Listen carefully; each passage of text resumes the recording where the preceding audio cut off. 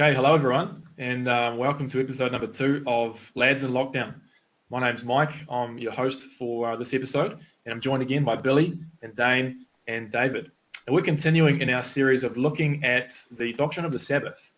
In episode number 1, we looked at it in relation to creation, and we're going on to a different link in the second episode. And this is a very important link. We're going to look at Jesus and the Sabbath. You know, the discussion of any biblical doctrine wouldn't be complete without considering it in relation to Christ. Finally, Dane, I guess maybe in a sense of summarising what Billy and David have talked about, what can we actually learn from Christ's example of Sabbath keeping, and how can it inform our practices today, 2,000 years later? Yeah, it's a great question, Mike. And look, I mean, Billy and as you said, Billy and David have touched on it and addressed it at some level.